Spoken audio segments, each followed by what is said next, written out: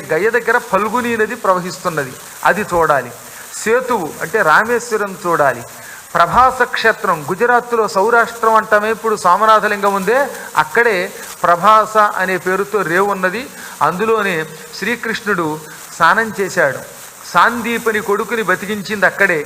అక్కడే యాదవులు కొట్టుకు చచ్చిపోయారు. ఆ ప్రభాస క్షేత్రంలో స్నానం చేయాలి. కుశస్థలి అంటే ద్వారక, అది గుజరాత్లోనే ఉన్నది. ద్వారకకి వెళ్ళి దర్శనం చేసుకోవాలి, భాగవతం వినాలి. వారణాసి ఈ చరాచర జగత్తులో అవిముక్త హట్టభూమి మోక్షక్షేత్రం. అక్కడ మరణిస్తే ఎవడైనా మోక్షం పొందుతాడు. కాశ్యాంతు మరణాన్ముక్తి అని శాస్త్రములన్నీ ఘోషిస్తున్నాయి. అటువంటి వరణ అసి అనే రెండు నదులు గంగా నదిలో కలిసి ఆ స్థలానికి వెళ్ళి చూడాలి. గంగా నదిలోకి వరణ అని ఒక నది, అసి అని ఒక నది, ఈ రెండు గంగలో కలుస్తున్నాయి. ఇలా గంగ ప్రవహిస్తోంది. ఇట్నుంచి వరణ, ఇట్నుంచి అసి కలుస్తున్నాయి. ఈ రెండు ఉపనదులు గంగలో కలుస్తున్న మధ్యప్రదేశం కనుక వరణ అసి, వరణాసి, వారణాసి, వారాణసి అని పిలువబడింది. అటువంటి వారాణసి క్షేత్రం అవిముక్త హట్టభూమి. అక్కడ మోక్షం దుకాణంలో పప్పుల మీదట అమ్ముతారట. అంటే ఆ మోక్షం అంత సులభం అక్కడ. ఈగ, దోమ, చీమ కూడా అక్కడ చస్తే అది శాశ్వత కైలాసాన్ని పొందుతుంది. ఆ దివ్యక్షేత్రానికి వెళ్ళి గంగలో స్నానం చేసి డుంఠి విఘ్నేశ్వరుణ్ణి చూచి, అన్నపూర్ణాదేవిని చూచి, విశాలాక్షిమాతని దర్శించి, శనైశ్వరుణ్ణి పూజించి, అక్కడున్న యమాదిత్యాది ఆదిత్యుల్ని చూచి, యమధర్మరాజాదులు ప్రతిష్ఠించిన లింగాల్ని చూచి, ఆ తర్వాత లోపల ఉన్న మహానుభావుడైన విశ్వేశ్వరుణ్ణి దర్శనం చేసుకుని సంకటమోచిన హనుమంతుణ్ణి పూజించిన వాడు శాశ్వతముగా మోక్షం పొందుతాడు. స్తనరసన్న పిబేత్స మాతుహు, తల్లి గర్భంలో ప్రవేశించి భూమి మీద పుట్టి తల్లి పాలు తాగవలసిన ఘనకార్యం చెయ్యడు వాడు. ఆ కర్మయోగం ఉండదు, అనగా ఇక పునర్జన్మ ఉండదు. అటువంటి దివ్యక్షేత్రం వారాణసి క్షేత్రం చూడాలి. మధుపురిని చూడాలి, అంటే మధుర. శ్రీకృష్ణుడు అక్కడే ఎక్కువ లీలలు చేశాడు. మధురా బృందావన యాత్ర చెయ్యాలి. పంపా సరస్సు అని ఇక్కడే ఉన్నది మనకి. తోరణగల్లు దగ్గర దిగితే కర్ణాటక క్షేత్రంలో హంపి విజయ క్షేత్రం దగ్గర ఉన్నది. అక్కడ పంపా సరస్సు ఉన్నది. ఆ పంపా సరస్సులో రాత్రిపూట వికసించిన కలువ పువ్వులు ఘుమఘుమలాడిపోతూ ఉంటాయి. మతంగ మహర్షి ఆశ్రమం ఉన్నది. కిష్కింధ అక్కడే ఉంది. ఋష్యమూక పర్వతం అక్కడే ఉంది. ఇదంతా పంపా సరస్సు. ఎప్పుడైనా అమరావతి అని ఎక్స్ప్రెస్ ఎక్కితే మీరు దారిలో తోరణగల్లు దగ్గర దిగితే వెంటనే మీరు ఆ తోరణగల్లు నుంచి ఒక 25 కిలోమీటర్ల దూరంలో ఈ పంపా సరస్సుకి వెళ్ళొచ్చు అన్నమాట. అక్కడ రాముడు శబరి పళ్ళు తిని ఆవిడని అనుగ్రహించాడు. అక్కడే మతంగ మహర్షి శరీరం విడిచిపెట్టాడు. ఆ మతంగ మహర్షి ఆశ్రమంతో కూడిన పంపా సరస్సుని చూడాలి. బిందు సరోవరం అని హిమాలయ పర్వతాలలో ఉన్నది. ఆ బిందు సరోవరం గంగోత్రికెడుతూ ఉంటే కనపడుతుంది. ఆ బిందు సరస్సుని చూడాలి. ఇవన్నీ చూచి ఆయా క్షేత్రములను దర్శనం చేసుకుని దానములు చేసి స్నానములు చేస్తే మానవుడికి ఇహము పరము రెండూ లభిస్తాయి. ఇంకా ఓ ధర్మరాజా, తీర్థయాత్రలు చేయడమే కాకుండా గృహస్థాశ్రమంలో ఉంటూనే, గృహస్థుడిగా ఉంటూనే మానవులు తాము చేసే పనులన్నీ హరిసమర్పణ చేస్తే వారు ముక్తి పొందుతారు. హరిసమర్పణగా నువ్వు ఏ పనిన చెయ్యి. నువ్వు ఏ పని చేసినా నేను చేస్తున్నాను అనుకోకు. ఓ 1000 రూపాయలు దానం చేసావు, నేను చేశాను అనుకోకుండా పరమాత్ముడు చేయించాడండి నా చేత అనుకో. హరిసమర్పణ చెయ్యి. అన్నం తింటున్నావు, హరిసమర్పణ చెయ్యి.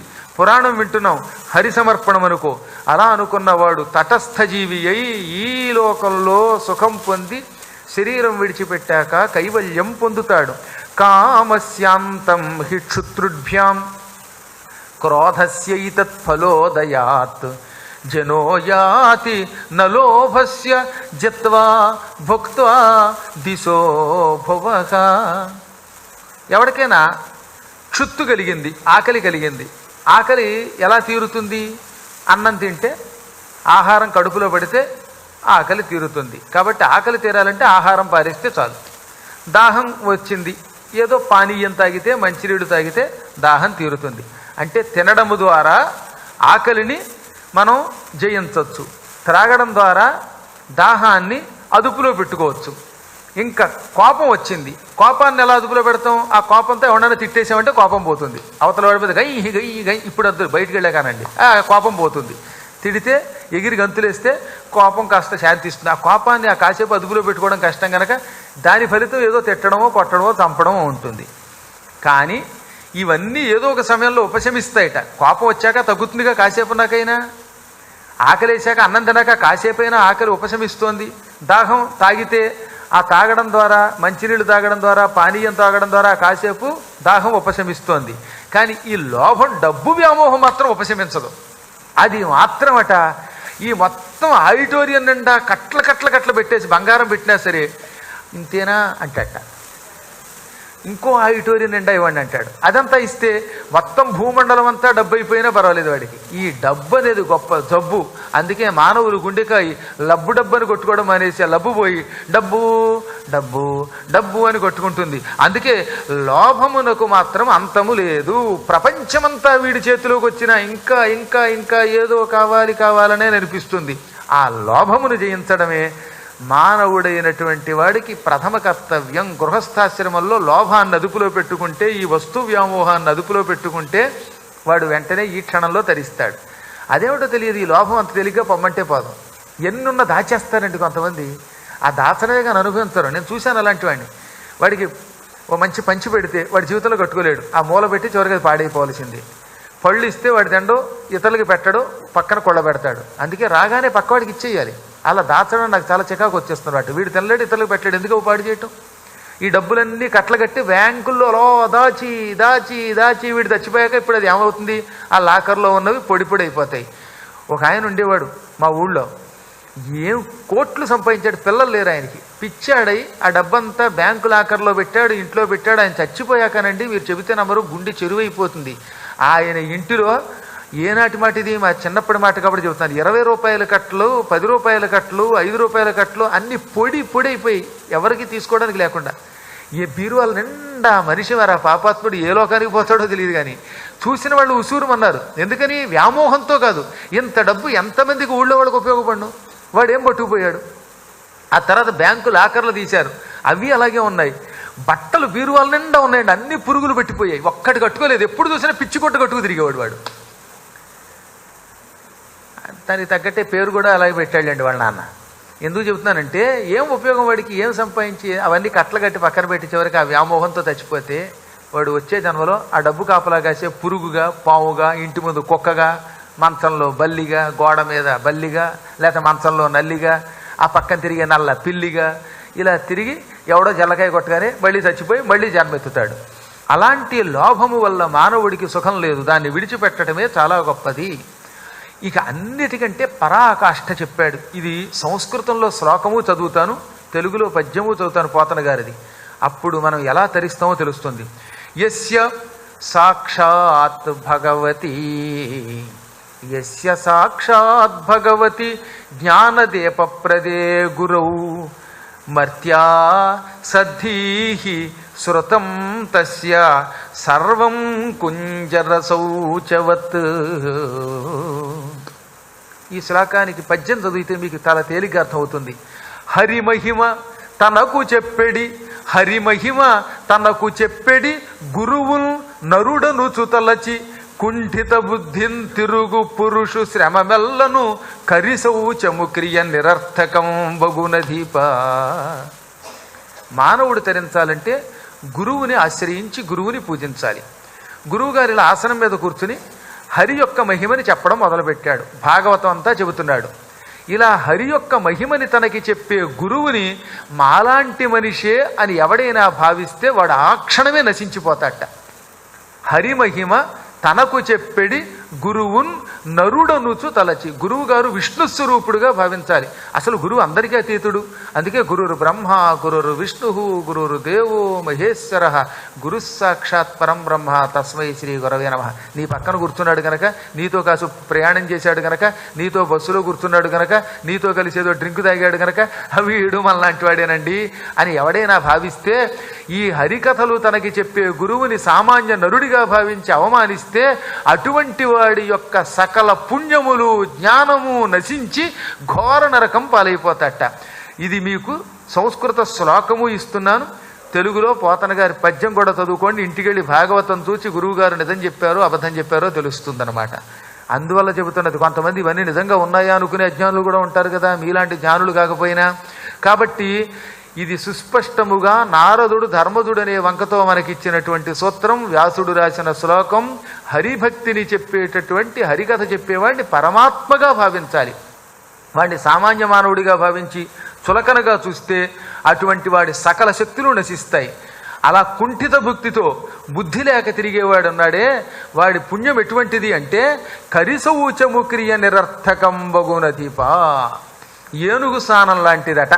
ఏనుగు ఏం చేస్తుంది? శుభ్రంగా స్నానం చేయించగానే పక్క నుంచి ఇంత మట్టి తీసి శిష్యం చల్లుకుంటుంది. ఎంత స్నానం చేస్తే ఉపయోగం ఉంది? మీరు చూడండి, కావాలంటే ఏనుగుల దగ్గరికి వెళుతూండి. ఎంత రుద్దినా ఒళ్ళంతా రుద్దుతారు. కేరళలో గురవాయూరు ఉందా? గురవాయూరులో అన్ని ఏనుగులే ఉంటాయి. వాటిని తెగ కడుగుతారు. కడగగానే వెంటనే ఇంత తుక్కు తీసి పైన చల్లుకుంటుంది. అది ఆ ఏనుగుని అది కడగగానే మళ్ళీ పేడ వేసుకుంటుంది. మళ్ళీ దానికి పేడే. ఏనుగు ఎంత స్నానం చేసినా మళ్ళీ బురద చల్లుకున్నట్టుగా గురువు గారిని నరుడిగా భావించి చులకనగా చూసి ఆయన్ని అవమానం చేసి ఆయన మోసగించే వాళ్ళు ఉన్నారే, అటువంటి వాళ్ళ పుణ్యం అంతా పోయి చివరికి వాళ్ళు సంసారం అనే బురదలో ఇరుక్కుపోతారు. అందుకని గురువుని పరమబుద్ధితో చూడు, అప్పుడు మనం తరిస్తాం. గురువు గారిని చులకనగా చూసి నేను నశించానని చెప్పాడు నారదుడు. నా పూర్వజన్మ చెబుతున్నాను విను. నేను పూర్వజన్మలో ఒకానొకప్పుడు ఉపబర్హణుడు అనే ఒక గంధర్వుణ్ణి. నాకు చాలా జన్మలు గడిచాయి. అందులో ఒక జన్మలో ఒక గంధర్వుడిగా పుట్టాను. ఆ జన్మలో ప్రజాపతులు నన్ను పిలిచి, బ్రహ్మమానస పుత్రులైన ప్రజాపతులు నన్ను పిలిచారు. వారు నన్ను పిలిచి, నాయన నీకు నారాయణ మంత్రం ఇస్తాం, నీకు సంగీతం నేర్పుతాం, ఈ సంగీతముతో నారాయణ సేవ చేసుకుంటే నువ్వు బాగుపడి వైకుంఠానికి పోతావంటే నేను అలాగేనండి అన్నాను.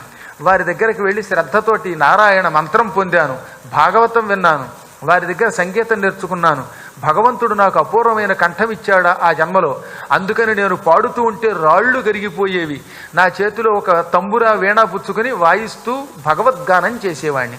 ఒకసారి ప్రజాపతులంతా కలిసి ఒక గొప్ప యజ్ఞం చేశారు. ఆ యజ్ఞంలో కీర్తనలు పాడమని, నారాయణ స్మరణ చెయ్యమని నన్ను పిలిచారు. అప్పుడు నేను పాటలు పాడడానికి వాళ్ళతో కలిసి, నా కూడా కొంతమంది ఆడవాళ్ళు ఉండేవారు, వీళ్ళు కూడా బాగా పాడేవారు. వీళ్ళందరినీ వెంట పెట్టుకుని అక్కడికి వెళ్ళాను. వెళ్ళగానే నాకు నా ప్రియురాలు గుర్తుకొచ్చింది.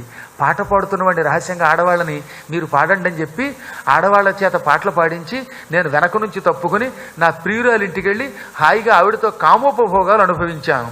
పాట పాడుతున్న ఈ ఉపబర్హణుడు ఏమైపోయాడు అని వెంటనే ప్రజాపతులు దివ్య దృష్టితో చూశారు.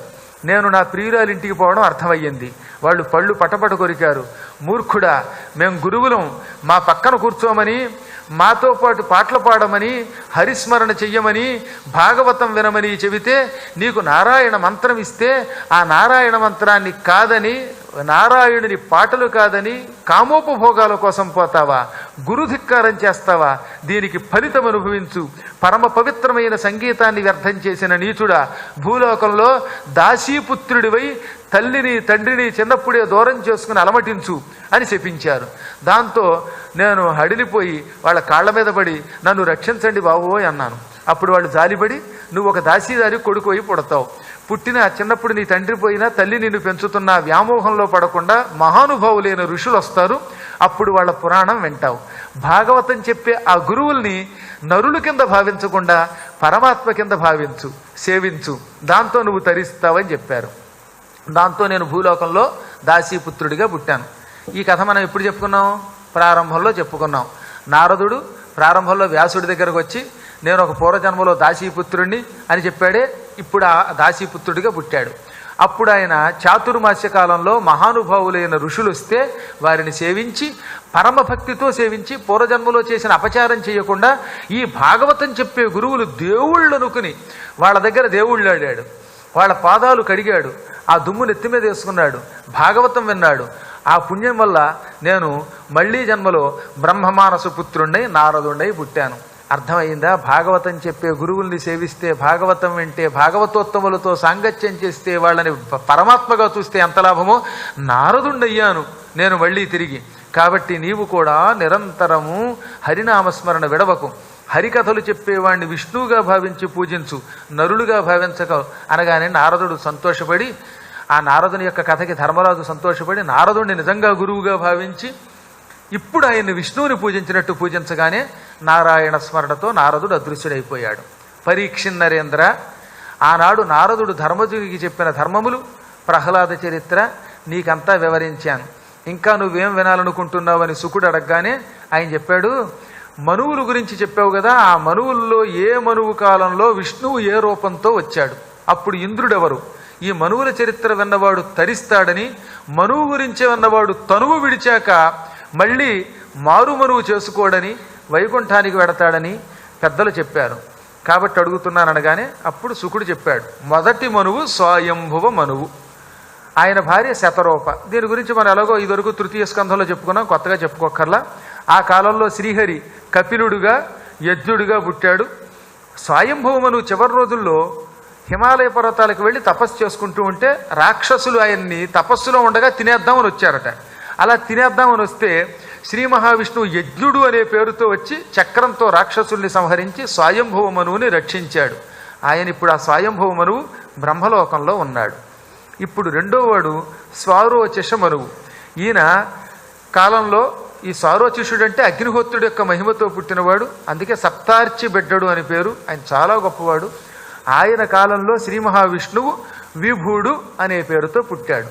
రెండో వాడైన ఈ సారోచిషుడి యొక్క చరిత్ర మార్కండేయ పురాణంలో వస్తుంది. ఎప్పుడో ఒకప్పుడు ఇలాగే 40 రోజుల పురాణాలు చెప్పుకునేటప్పుడు మార్కండేయ పురాణం చెప్పుకుంటే అప్పుడు ఆ మార్కండేయ పురాణంలో సారోచిషమను సంభవం బాగా విపులంగా వస్తుందన్నమాట.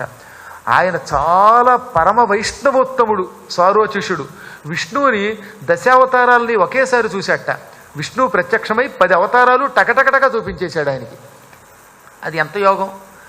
ఆయన కాలంలో విష్ణుమూర్తి అవతరించాడు విభుడు అనే పేరుతో. ఆ కాలంలో రోచనుడు అనేవాడు ఇంద్రుడిగా పుట్టాడు. ఇంకా మూడవ మనువు ఉత్తముడు. ఈయనెవరు అంటే స్వయంభవ మనువు మొదటివాడని చెప్పాం కదా. ఆయనకి ప్రియవ్రతుడు ఉత్తానపాదుడు అని 2 కొడుకులు. అందులో ఉత్తానపాదుడు కొడుకే ధ్రువుడు ఉత్తముడు. ప్రియవ్రతుడు పెద్ద కొడుకు, ఆయనకు కూడా ఒక కొడుకు ఉత్తముడు. ఆ ఉత్తముడికి పుట్టిన కొడుకు కూడా ఉత్తముడనే పేరు పెట్టారు. ఆ ఉత్తముడనేవాడు మూడవ మనువు. ఇతడు ప్రియవ్రతుని వంశంలో పుట్టినవాడు. ఇతని కాలంలో సత్యజిత్ అనేవాడు ఇంద్రుడిగా ఉండేవాడు. ఇంకా 4వ మనువు తామస మనువు. మానవాధీశ్వర మనువు 4వవాడు తామసుండనగా నొత్తముని భ్రాత. పృథివీపతులు కేతు వృష నరఖ్యాత్యాదులతని పుత్రులు 10 బలులు. సత్యక హరివీర సంజులు వేల్పులు త్రిశిఖ నామము వాడు దేవ విభుడు. మునులు జ్యోతిర్వ్యోమ ముఖ్యులు హరి పుట్టే హరిమేధునకు ప్రీతి హరిణియందు. గ్రాహబద్ధుడైన గజరాజు విడిపిల్చి ప్రాణభయము వలన బాపిగాచే హరిదయా సముద్రుడు. అఖిల లోకేశ్వరుడనిన సుకుని దూచి అవని విభుడు. ఇక్కడి నుంచి గజేంద్ర మోక్షం ప్రారంభమవుతోంది. అద్భుతమైన ఈ గాథ ఈరోజు మీరు పూర్వజన్మ సుకృతం వల్ల వినగలుగుతారన్నమాట. ఇవాళే కాక రేపు సాగుతుంది అనుకోండి. మానవుల్ని వెంటనే సంసార బంధాల నుంచి కష్టాల నుంచి విముక్తి చేసే కథలలో ప్రత్యక్ష కథ, పరమ ఉత్కృష్ట కథ గజేంద్ర మోక్షం అంటే. మనువులలో 4వ మనువు పేరు తామస మనువు. ఈ తామస మనువు కాలంలో జ్యోతిర్వ్యోముడు అనేటటువంటి వాళ్ళు సప్త ఋషులుగా ఉండేవారు. వీళ్ళందరికీ జ్యోతిర్వ్యోమాది మునులు అని పేరు అన్నమాట. ఈ తామసుడు మనం 3వ మనువు అని చెప్పుకున్నాక ఉత్తముడు. ఆ ఉత్తముడికి స్వయాన తమ్ముడు. 3వ మనువు తమ్ముడే తామసుడు. అంటే ఇతని కాలంలో మునులు జ్యోతిర్వ్యోమాదులు. త్రిశిఖుడు అని పేరు కలిగిన వాడు ఇంద్రుడిగా ఉండేవాడు. ఆ సమయంలో మహానుభావులైనటువంటి ఋషులు భూలోకంలో పుట్టారు. ఎంతోమంది శ్రీ మహావిష్ణువుకి ఆలయాలు కట్టి తరించారు.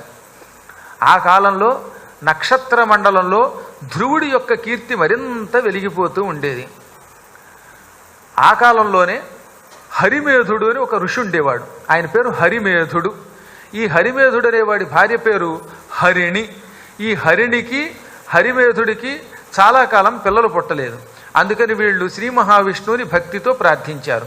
100 దివ్య సంవత్సరాలు శ్రీ మహావిష్ణువు కోసం తపస్సు చేయగా విష్ణువు ప్రత్యక్షమై మీకేం కావాలో కోరుకోమంటే నీలాంటి కొడుకు కావాలన్నారు. నాలాంటి కొడుకులు ఉండరు నాయన, నేనే తప్ప నాలాంటి వాడు మరొకడెక్కడుంటాడు, కాబట్టి నేనే మీకు కొడుకుగా పుడతాను అన్నాడు. ఈ విధంగా హరిణికి హరిమేధునికి ఈయన హరిణీదత్తుడు అనే పేరుతో విష్ణువు కొడుకుగా పుట్టాడు. ఆ కాలంలో విష్ణుమూర్తి మంచి ఎర్రని రూపంతో ఉండేవాట, అరుణవర్ణంతో ఉండేవాడు అనమాట. హరిమేధునకు పుట్టే హరిణియందు, విష్ణువు హరిణికి హరిమేధుడికి పుట్టాడు. అదిగో ఆ విష్ణువే మొసలి చేత పీడింపబడుతున్నటువంటి ఏనుగు రక్షించు రక్షించు రక్షించంటే భూలోకానికి వచ్చి హరిణీ పుత్రుడనే పేరుతో రక్షించాడు. ఆనాడు 4వ మనువు కాలంలో హరిమేధుడికి హరిణికి పుట్టిన విష్ణువే వైకుంఠానికి వెళ్ళి ఆ వైకుంఠం నుంచి మళ్ళీ భూలోకానికి వచ్చి భూలోకంలో కష్టాల పాలయ్యున్న గజరాజును రక్షించి మొసలి యొక్క తల నరికి కరుణించాడు. ఆ మొసలికి మోక్షం ఇచ్చాడు, ఇటు ఏనుక్కి మోక్షం ఇచ్చాడు. ఆ హరి 4వ మనువు కాలంలో అన్ని కాలాల్లో కంటే ఎక్కువ దయగలిగిన వాడు. అసలు విష్ణువు ఎప్పుడు దయతో ఉంటాట, ఆ కాలంలో ఇంకొంచెం ఎక్కువ దయతో ఉండేవట. హరి దయాసముద్రుడు, సమస్త లోకాలకి ఈశ్వరుడు. అనగానే శుకుణ్ణి చూచి పరీక్షిత్ అన్నాడు, నాకు చాలా కాలం నుంచి వినాలి ఈ కథ అనిపిస్తున్నది. అసలు ఈ యుద్ధం ఎలా జరిగింది? ఎక్కడో నీళ్లలో ఉంటుంది మొసలి.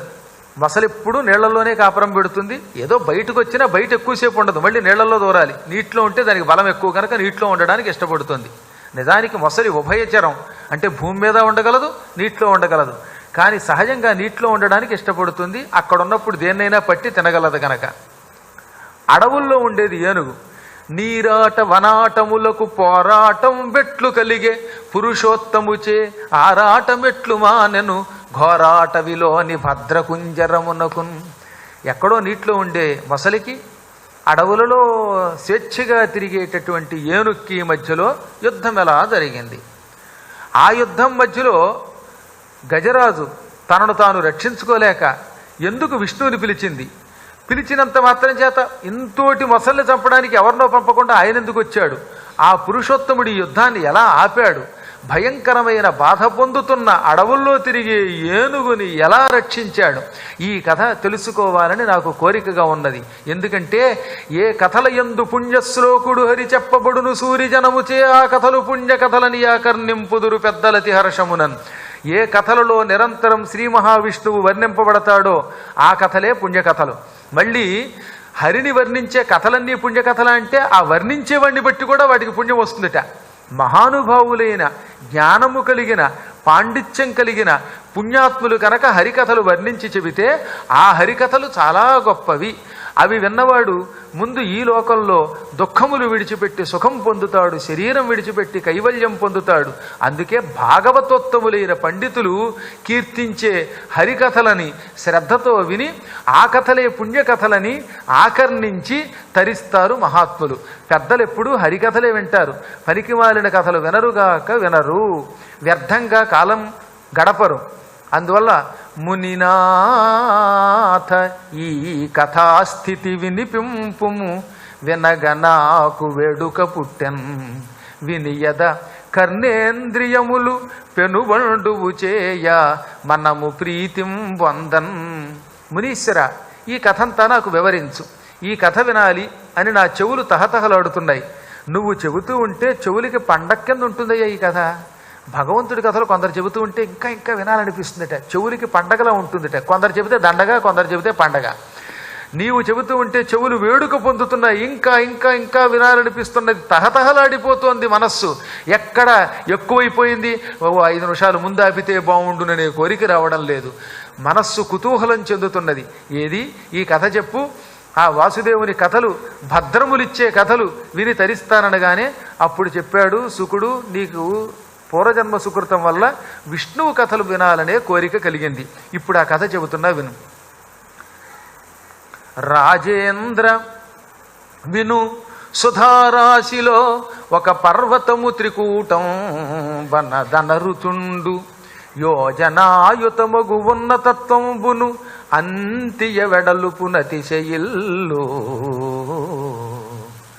కాంచనాయస్సార కలధౌతమయములై 3 శృంగంబులు మనసియుండు తటశృంగ బహురత్న ధాతు చిత్రితములై దిశలు భూనభములు తేజరిల్లు భూరి భూజలత కుంజ పుంజములును మరగి తిరిగెడ్డి దివ్య విమానములును చెరుల కీడిల్చు కిన్నర చెయ్యముగలిగి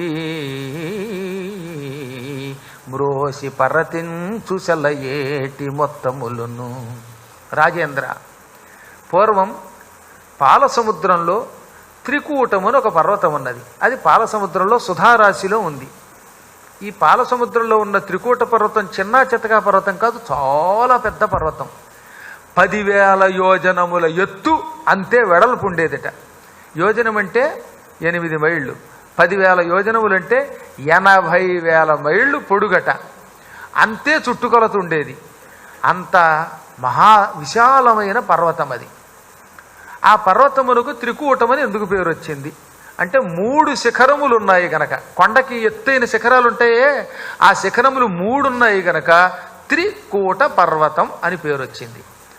అక్కడున్న ఈశ్వరుడు త్రికూటేశ్వరుడిగా పిలువబడ్డాడు.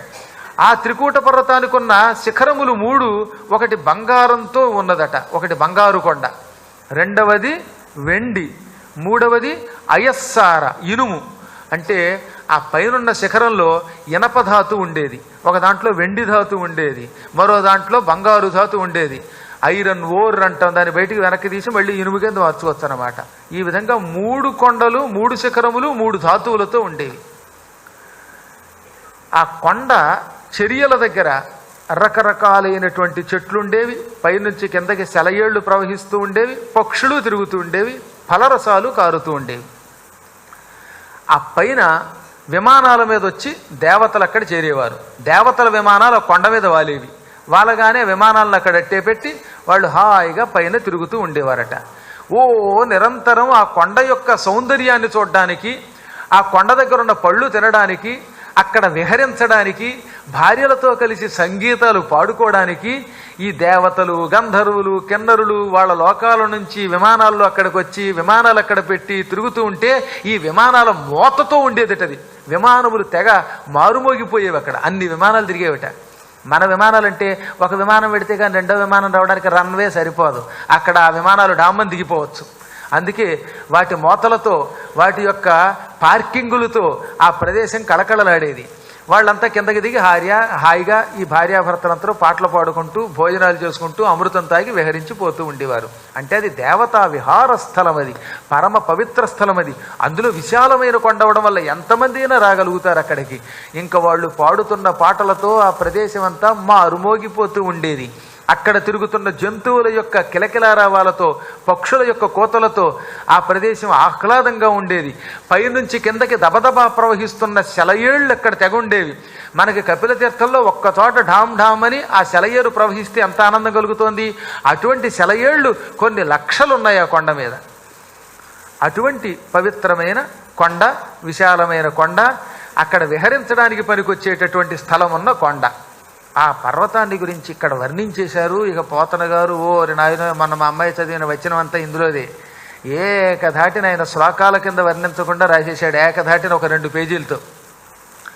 అది మరియును మాతులుంగ లవంగ లుంగ తోతకేతకి భల్లాత కామ్రాతక సరళ పనస బదరి వకుళ వంజుల వట కొటజ కొంద కొరవక కొరంటక కోవిదార ఖర్జోర నారికేళ సింధువార పిచుమంద చందన మందార జంబూ జంబీర మాధవి మధుక తాల తక్కోల తమాల హింతాల రసాల సాల ప్రియాళు బెల్వ మలక క్రముక కదంబ కరవీర కదలీక పిత్త కాంచన కందరాళ శిరీష శింసుపాసోక పలాశ నాగ పున్నాగ చంపక శతపత్ర మరువక మల్లిక మతల్లిక ప్రముఖ నిరంతర వసంత సమయ సౌభాగ్య సంపదంకురిత పల్లవిత కోరకిత కుసుమిత ఫలిత లలిత విటప విటపి వీరుణ్యవహాలంకృతంబును మణివాలు కానేక విద్రుమ లతా మహోద్యాన సుఖ పిక నికర చెంచూపుట నిశిత సమంచిత చెంచూపుట నిర్దళిత శాఖి శాఖాంతర పరిపక్వ ఫల వర్ష బహురంధ్ర బహుళ ప్రవాహంబును సంతతాంగీకార పరిశ్రాంత కాంత సమాలింగిత కుమార మత్త మధుకర సమీప విట సముదయ సంచార బకబలాధిక కోయష్టిక ముఖర జల విహంగ విసర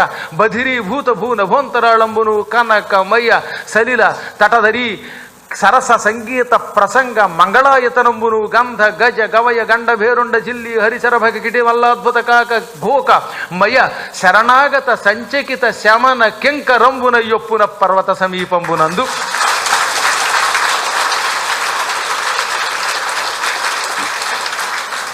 ఎంతటి వచనం ఆ మహానుభావుడు రాశాడు. ఏమి కవిత్వం అండి, వచన కవిత్వం, గద్యం అంటే అది. ఇలాంటివి ఎన్ని రాశాడో ఇవన్నీ మనకు ఒక్కొక్కటి మీదట భాగవతంలో వస్తాయన్నమాట. అసలు పోతన గారి శైలి అంటే ఇలా ఉంటుంది. ఇది ఆనాటి వచన కవిత్వం, నిజమైన వచన కవిత్వం. ఆ పర్వతం యొక్క సౌందర్యం, అక్కడున్న చెట్లు, అక్కడున్నవన్నీ ప్రకృతిని వర్ణించాడు. ఆ పర్వతం మీద వరుసగా మద్ది చెట్లున్నాయి, తాడి చెట్లున్నాయి, తీయ మామిడి చెట్లున్నాయి, బత్తాయి చెట్లున్నాయి, నారింజ చెట్లున్నాయి, యాలకల యొక్క తీగలున్నాయి, ద్రాక్షల యొక్క తీగలున్నాయి, సన్నజాజి తీగలున్నాయి, రకరకాల చెట్లు. ఆ చెట్లకి చుట్టుకొని పైకి పాకుతున్న రకరకాల తీగలు. ఈ తీగల్లో కొన్ని పళ్ళు ఇచ్చేవి, కొన్ని పువ్వులు ఇచ్చేవి. ఆ చెట్లన్నీ అడవుల్లో ఉండడం వల్ల ఆ పళ్ళు తినేవాళ్ళు లేక తెగ కాసేసాయి పళ్ళు. పైగా సహజంగా ఒక సీజన్లో కొన్ని పళ్ళే కాస్తాయి. వేసవకాలంలో మామిడి పళ్ళు, శీతకాలంలో సీతాఫలాలు, ఇలా ఆయా కాలములలో ఆయా ఫలాలే ఉంటాయి. కానీ అక్కడ అలా కాకుండా సర్వకాల సర్వవస్తుల్లో మామిడి పళ్ళు ఉంటున్నాయిట, బత్తాకాయలు ఉన్నాయిట, నారింజలు ఉన్నాయిట, సీతాఫలాలు ఉన్నాయిట, రామాఫలాలు ఉన్నాయిట, ద్రాక్ష ఫలాలు ఉన్నాయిట. ఇలా అన్ని రకాల ఫలములు దానికి కాశాయి. అక్కడ మనుష్యులు తక్కువ, దేవతలు ఎవరూ తినడం లేదు, మానవ సంచారం లేదు, అందువల్ల అవి తినేవాళ్ళు లేరు. ఈ పళ్ళు బాగా ముగ్గిపోయాయి. ముగ్గిపోయిన పళ్ళు తినడానికి అప్పుడప్పుడు చిలుకలు వచ్చి, ఇంకా ఏమైనా కొన్ని పక్షులు వచ్చి ముక్కులు పెట్టి అలా పొడిచేవి. అంచేత నిశిత సమంచిత చెంచూపుట నిర్దళిత, పదునైన ముక్కులతో టిక్కన పొడవగానే అందులోంచి రసం కింద కారిపోయింది. బాగా పండిపోయిన మామిడికాయ ఉంది. ఈ చిలక పొడవగానే ఏమవుతుంది, చిల్లుబడి ఆ రసం కింద కారింది. అది తాగేది ఎంత, కారేది ఎక్కువ. ఈ విధంగా అన్ని రకాల పళ్ళు చితికిపోయి ఆ ఫలరసం కింద కారుతోంది. ఓహోరి నాయనో, ఓ చోట కొండ మీద నుంచి కిందకి అలా మామిడి రసం కారుతూనే ఉంది. ఓ పక్కన బత్తాయి రసం, మరో పక్కన ఆరెంజ్ జ్యూసు, ఇంకో చోట గ్రేప్ జ్యూసు. ఈ విధంగా రకరకాల ఫలముల రసములు కింద కారాయి. ఈ రసాలు చూడడానికి ఎలా ఉన్నాయి, మామిడి రసమేమో బంగారపు రంగులో, బత్తాయి రసమేమో అదో రకమైన రంగులో, నారింజ రసం ఇంకో రంగులో, మరో పక్కన నల్ల ద్రాక్ష పళ్ళలోంచి నల్ల రసం, తెల్ల ద్రాక్షలోంచి తెల్ల రసం. ఈ రసాలన్నీ రంగులుగా కిందకు వస్తున్నాయి. నిజంగా అందుకే అనుకుంటాను ఋషులు అక్కడ తపస్సు చేసేవారు. హాయిగా వేళకింత జ్యూస్ తాగుతూ ఉంటే ఇంకెందుకండి భోజనం, ఎంత ఆరోగ్యం. మనకు ఆ యోగం లేక కానీ ఇక్కడ కూర్చుంటున్నాం. కానీ ఎప్పుడో ఒకప్పుడు ఆ కొండ ఎక్కడుందో చూసి ఆ పళ్ళు ఉంటే మిమ్మల్ని పట్టుకుపోతాను, నన్ను నమ్మి కూడా వస్తాను. మళ్ళీ డబ్బులకి పిసిని కొడతానని చూపిస్తే ఏం చేయలేను. కానీ మొత్తం మీద అక్కడికి వెళ్ళాక ఆ రసాలన్నీ విడివిడిగా కింద కారి అన్నీ కలిసిపోతున్నాయిట. అందుకని మిశ్రిత రసంబును, రకరకాల రసాలన్నీ కలిసిపోయి ఈ మొత్తం మిశ్రిత రసం ప్రవాహంగా పెడుతోందిట. ఆహా, అదొక పెద్ద గంగానదిలో ఉంది. ఇన్ని ఫలరసాలు అలా వెళ్ళిపోతున్నాయి. ఈ రసమంతా వెళ్ళి మరొక వైపు నుంచి పైనుంచి కిందకి దబదబా వస్తున్న నీళ్లు ఉన్నాయి. ఆ నీళ్ళన్నీ జలపాతాల్లోంచి వస్తున్నాయి. ఆ జలపాతాలలో ఉన్న నీరు ఈ ఫలరసం కలిసిపోయి ఇప్పుడు ఇది పళ్ళరసమా నీళ్ళ ఏమో తెలియట్లా, విచిత్రమైన రుచితో వెళ్ళిపోతున్నాయి. అబ్బా, ఆ నీరు తాగితే ఇక వాడికి ముసల్తనం ఉండదు, రోగం ఉండదు, హచ్చి అని తొమ్మరు, దగ్గరు. మా ఐదారు ఉపన్యాసం మధ్యలో రికార్డింగ్ టైంలో హచ్చి అని తుమ్మి దగ్గి ప్రాణం తీస్తున్నారే, అలాంటి ప్రాణాలు తీయడం అనే రోగాలు పోయి ఆరోగ్యంగా తయారవుతారు. ఎంత అపూర్వమైన రస ప్రవాహ బహుళంబును అన్నారు ఆయన. ఎన్ని రసాలు వెడుతున్నాయి, అవి బహుళమై వెడుతున్నాయి, మిశ్రితమై వెడుతున్నాయి. ఆ మధ్యలో, ఈ రసాల మధ్యలో, ఈ ప్రవాహంలో చేరి హంసలు, చక్రవాకాలు వంటి జలపక్షులు, ఆ జలపక్షుల తలల మీద నుంచి ఎగురుతున్న చిలుకలు, కోకిలలు మొదలైన మరొక కొన్ని రకాలైనటువంటి పక్షులు, ఇవన్నీ కోలాహలం చేస్తూ ఉంటే ఈ కోలాహలంతో చెవుడొచ్చేస్తుందిట. అందుకే బధిరీభూత, చెవుడొచ్చేస్తున్నట్టుగా మారిపోతుంది ఆకాశం. అంటే ఆ పిట్టలు ఎంత కిలకిల అంటున్నాయో ఆలోచించండి. ఉపన్యాసం చెప్పడం 5 నిమిషాలు ఆలస్యమై హాల్లో కూర్చున్న వాళ్ళు ఏమైపోతారు? 5 నిమిషాలు గురువుగారు రాకపోతే ఉపన్యాసానికి చేరినటువంటి జనమంతా, అంటే మీలాంటి జ్ఞానులు కాదులేండి, కబుర్లు చెప్పుకునే ఆడిటోరియం గురించి చెబుతున్నాను. ఇంక వీళ్ళందరూ కబుర్లు చెబుతూ ఉంటే ఈ కబుర్లతో చుట్టుపక్కల వాడికి చెవుడొచ్చేదు. ఒక్కొక్కడు ఒక్కొక్క కబురు, మధ్యలో సెల్ ఫోన్లు ఇవి సరిపోక, ఇవేమో గై గై కొడు కొడు కొడుకోండి ఒకటి, పాటలు ఒకటి, ఏమిటో రకరకాలన్నీ మిశ్రిత ధ్వనులు. ఈ మిశ్రిత ధ్వనులకే మనకి చెవుడొస్తోందంటే అన్ని పక్షులు ఏకకాలంలో కిల్ల కెచ్చ కెచ్చ కొయ్యి కొయ్యి అని కూస్తూ ఉంటే ఆ శబ్దములతో నభోంతరాళములు దద్దరిల్లిపోతున్నాయి. ఇటు భూమి, నభోంతరాళం అంటే ఆకాశం, ఆకాశ మార్గం భూమార్గం రెండూ దద్దరిల్లిపోతున్నాయి. ఈ శబ్దం తెగవాడతాం కానీ దాని అర్థం అదనమాట, భూ నభ అంతరాళం. అందుకని భూ నభోంతరాళం, భోంతరాళం అనకండి, అది బండబూతు. అంచేత భూమి ఇటు నభోంతరాల వంటి ఆకాశ మార్గము ఇవి దద్దరిల్లిపోతున్నాయి. అంత శబ్దం జరుగుతోందిట. ఇది సరిపోదా అన్నట్టుగా ఆ అడవిలో ఓ పక్కన ఏనుగులు, మరో పక్కన పులులు, మరొక పక్కన సింహములు, మరో పక్కన త్రాచుపాములు, మరో పక్కన నక్కలు, మరో పక్కన కుక్కలు, మరో పక్కన తోడేళ్లు, ఇలాంటి జీవులు కూడా సామూహికంగా పరిగెట్టుకుంటూ పోతూ ఉంటే ఈ శబ్దములతోటి మొత్తం ఆ ప్రాంతమంతా దద్దరిల్లిపోతోంది. ఈ మధ్యలో ఈ దృశ్యములు చూడడానికి కిన్నరులు, గంధర్వులు మొదలైన వాళ్ళు వచ్చారు. కిన్నరులు పాటలు పాడుతూ ఉంటే, గంధర్వులు వాద్యాలు వాయిస్తూ ఉంటే సరస సంగీత ప్రసంగ మంగళాయతనం. ఈ సంగీతానికి, ఈ మాధుర్యానికి మరో పక్కన వాతావరణం ఆహ్లాదంగా ఉంది. ఇవి సరిపోక దేవతలు మొదలైనటువంటి వాళ్ళు రకరకాల పాత్రలు తెచ్చుకున్నారు. బంగార పాత్రలు, వెండి పాత్రలు, అందులో రకరకాల మద్యములు తెచ్చుకుని, నంచుకోవడానికి పదార్థాలు తెచ్చుకుని ఇవి తాగుతూ వీటిని పక్కన పెట్టుకుంటూ ఉంటే ఈ దృశ్యం చూసేవాడికి మనం కూడా వాళ్ళతో పాటు కాసేపు కూర్చుంటే బాగుండుని అనిపిస్తున్నది. అదొక విచిత్ర దృశ్యం. ఇంకా అక్కడున్న కొన్ని పాములు ఉన్నాయి. ఆ పాములు బుస్సు బుస్సుమని కాటేస్తూ ఉంటే రాళ్లు పగిలిపోతున్నాయి. ఈ పాముల నెత్తి మీద నుంచి వచ్చే మణులతో కొండంతా ధగధగలాడిపోతున్నది. ఈ విధముగా ఆ ప్రాంతమంతా యమకింకరులు కూడా అడుగు పెట్టడానికి భయపడేలా ఉన్నదట. అందుకని ఏమన్నాడు, సంచకిత శరణాగత శమన కింకరం. శమనుడు అంటే యముడు. యముడి యొక్క కింకరులు కూడా ఈ అడవిలోకి మనం రాలేమురా బాబు, ఇవేమిట్రా బాబు అనుకుంటున్నారట. అంత అద్భుతముగా ఉన్నది ఆ కొండ. అటువంటి కొండ మీద కొన్ని లక్షల కొలది జంతువులు భిల్లి భిల్లలు లాయక భల్లుక పండి ఖడ్గ గవయ బలిముఖ చమరి జిల్లి హరి శరభక కిటిమల్లాద్భుత కాక ఘోకమయమగు నడవిన్. ఒక పక్కన బోయేవాళ్ళు, ఆ బోయేవాళ్ళ భర్తలు, బోయే స్త్రీలు, పిల్లలు, ఇవి కాకుండా భల్లూకాలు, ఎలుగుబంట్లు, అవి వెళ్ళి పుచ్చకాయలు ఇలా పట్టుకుని చేత్తో చీల్చి తినేస్తున్నాయి. తేనెపట్లు అంటే ఎలుగుబంట్లకి ఇష్టం. అందుకని ఎలుగుబంట్లు తేనెపట్టుల దగ్గరికి వెళ్ళి ఒక్క దెబ్బ కొట్టి పీకి ఆ ఈగలు వీటిని ఏం చేయలేవు. ఎందుకంటే ఎలుగుబంటి గొళ్ళంతా ఒకటే బొచ్చు. అందుకని ఈ బొచ్చులోకి వెళ్ళి అవి చేరలేవు గనక తేలికగా తేనెపట్టులు ఇలా పెరల కింద చించి తాగేస్తున్నాయట. అటువంటి భల్లూకములు, తర్వాత ఫణి పాములు, ఖడ్గమృగాలు, గవయ అంటే అడవిలో తిరిగేటటువంటి అడవి ఎద్దులు, ఇంకా మహిషములు, జిల్లి పెద్ద పెద్ద ఇంతంత ఈగలున్నాయి. అడవి ఈగని జిల్లి అంటారు. ఆ అడవి ఈగలు ఝుమ్ ఝుమ్ అని ఎగురుతూ ఉంటే ఆ శబ్దం మారుమోగిపోతుందట. అటువంటి వాటితో శరభ మృగాలని మృగాలున్నాయి. సింహమును కూడా అవలీలగా ఎత్తుకుపోయే మృగములు ఉండేవి పూర్వం. వాటికి 8 కాళ్ళు, రెక్కలు కూడా ఉండేవి. ఆ శరభ మృగాలు అంతరించిపోయాయి. ఓ పక్కన సింహాలు, పులులు ఉంటే ఆ పులుల్ని, సింహాల్ని కాళ్లతో తన్నుకుపోయే శరభమృగములు ఒక పక్కన, గండభేరుండాలు, ఇంకా గ్రద్దలు, ఇటువంటి వాటితో కాక ఘోకమయమై కాకులు గొడ్లగోపలతో, ఈ గద్దరింపులతో, కోతలతో దద్దరిల్లిపోతున్నది. అటువంటి అడవిలో కొన్ని ఏనుగులున్నాయి. అవి చాలా బలమైన ఏనుగులు, మళ్ళీ మామూలు ఏనుగులు కావు. ఇక్కడిక్కడ తిండి లేకుండా సర్కస్ ఏనుగులు, పీనుగులు కాబడి ఉండే ఏనుగులు కాకుండా అడవులలో మంచి బలంగా తిరిగేటటువంటి ఏనుగులవి. అటువంటి ఏనుగులు కొన్ని అడవుల్లో తిరుగుతున్నాయి. ఆ ఏనుగులు ఎటువంటివో వర్ణించారు.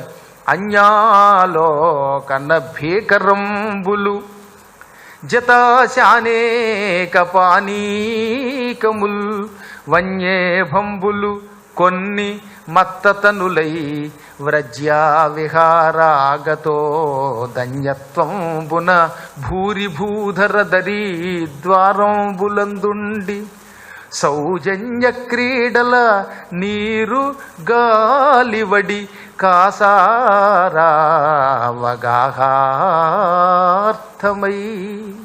ఆ అడవిలో ఉన్న ఏనుగులు ఎటువంటివి, అసలు చూడ్డానికే భయం కలిగించేలా ఉన్నాయి. అన్యాలోకన భేకరంబులు. మనం చూసామా వణికిపోతాం.